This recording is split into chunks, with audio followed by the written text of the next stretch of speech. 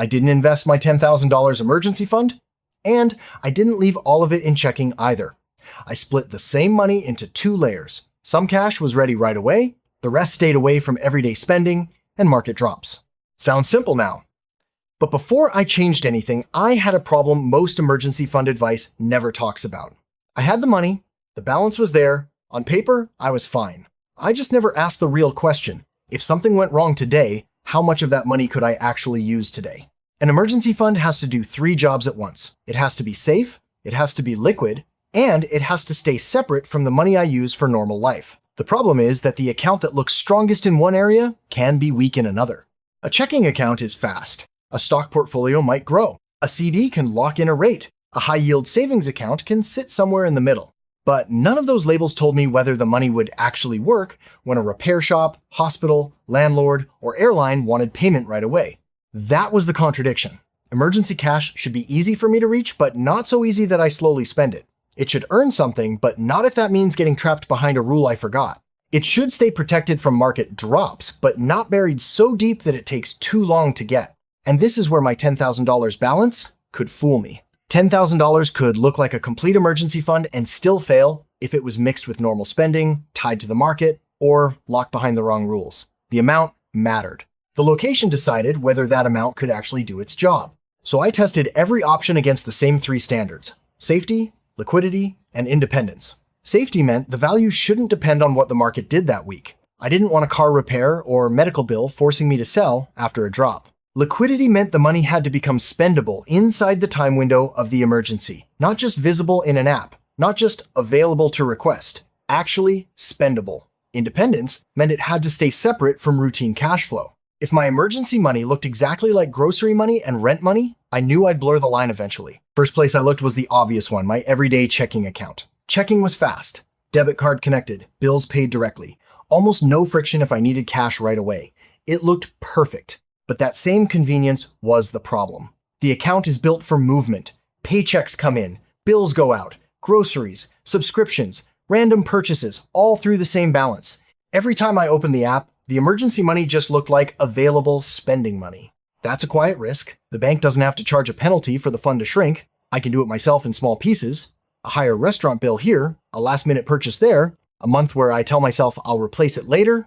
The full $10,000 could be technically accessible and still weak because the boundary around it was too soft. Fast access helps in an emergency. Constant temptation does not. So, checking past the liquidity test, it was weaker on independence, and depending on the account, it might earn almost nothing. I didn't need the emergency fund to become an investment, but I also didn't want all $10,000 sitting in the least productive place just because it was familiar.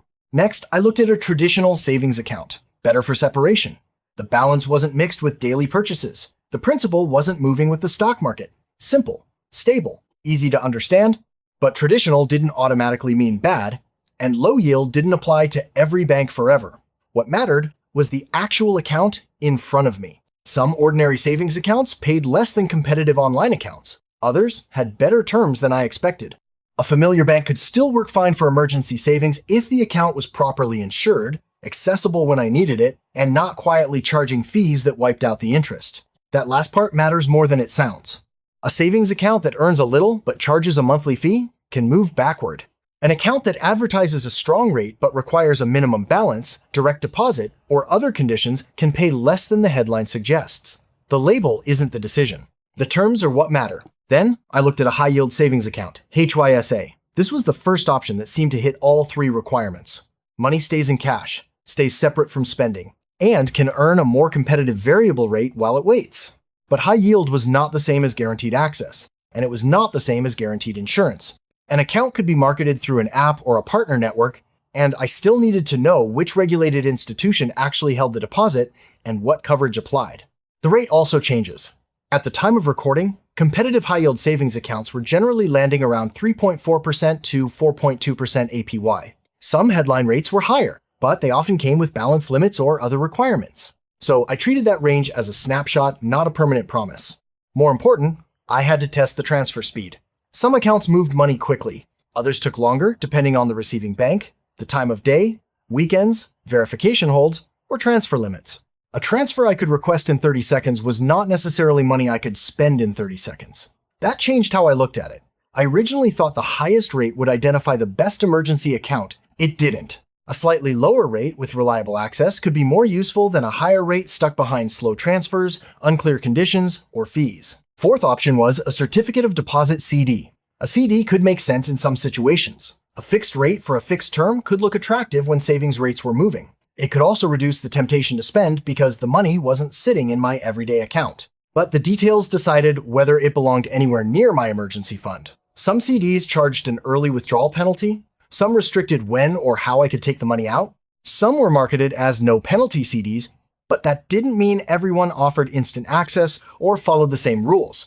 The rate advantage could also look bigger than it really was. Suppose one account earned a little more over a year, but an early withdrawal cost me $100 in lost interest. That one penalty could erase a big part of the advantage I was chasing. I could spend months trying to earn a better return, only to give it back on the exact day the emergency hit.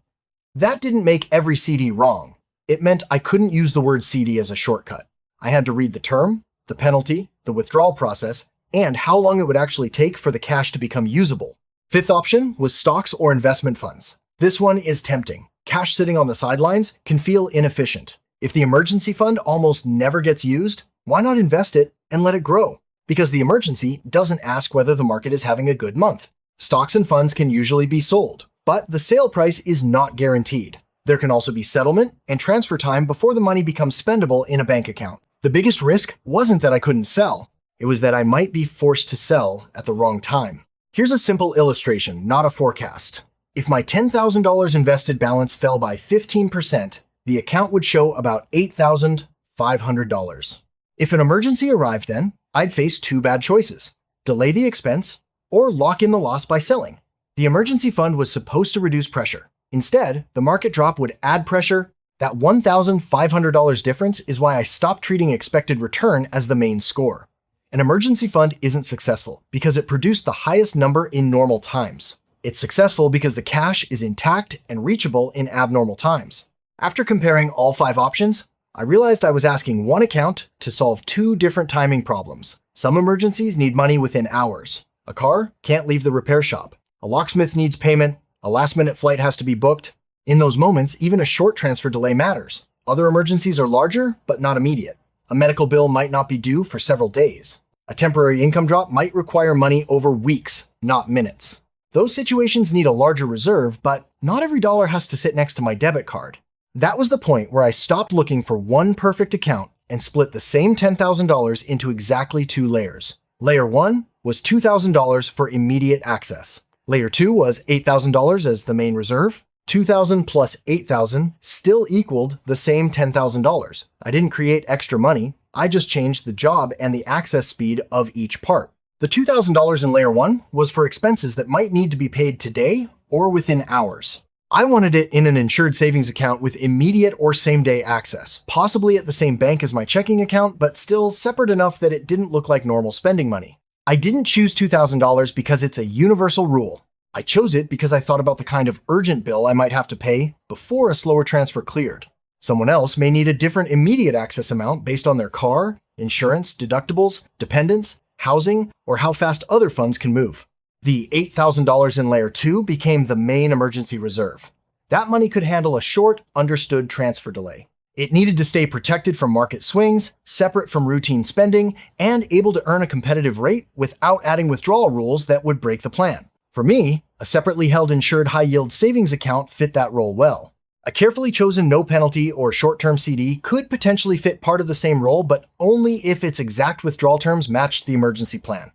I wouldn't assume that from the product name alone. The 2-layer structure solved the conflict one account couldn't. Layer 1 prioritized speed. Layer 2 prioritized separation and efficient cash storage.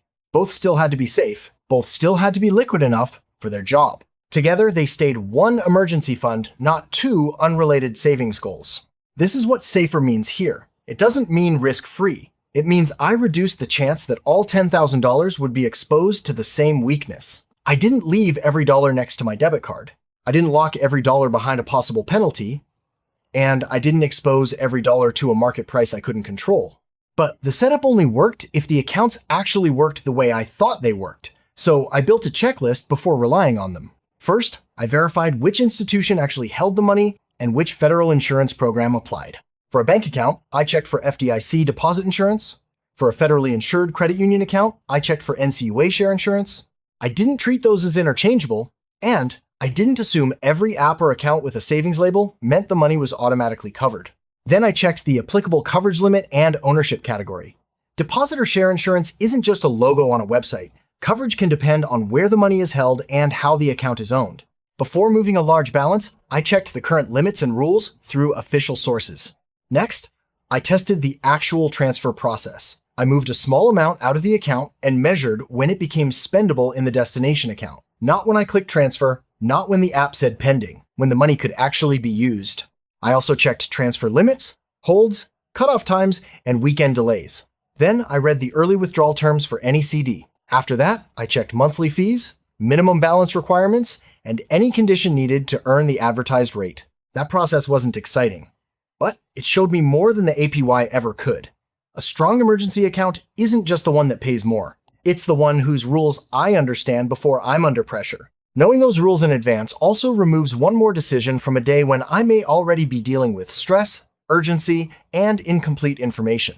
Take Maya. She needs a $1,200 car repair paid the same day because she can't get to work without the car. Her main reserve may hold far more than $1,200. But if that reserve takes 2 business days to reach checking, the larger balance doesn't solve today's problem. Layer 1 does. That's the part I hadn't expected. The smaller $2,000 layer could be more valuable in the first few hours than the larger $8,000 layer, not because it held more money, but because it was built for the clock Maya was facing. Now take Daniel. He gets a $4,500 medical bill, but the payment isn't due immediately. Layer 1 can stay available for same-day emergencies, while Layer 2 covers the larger amount after a planned transfer. The extra time changes which layer should do the work. Then there's Chris, who keeps the entire emergency fund invested. In normal markets, that can look smart. The balance may even grow past $10,000.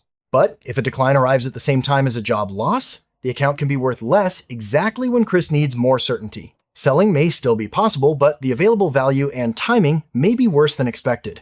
None of these examples prove every household should use my exact $2,000 and $8,000 split. They show why timing matters. A $1,200 repair, a $4,500 bill, and a market decline create different access problems even when the total emergency fund is the same. The biggest surprise for me was that the 2-layer method didn't add $1 to the fund. It didn't turn $10,000 into $10,500.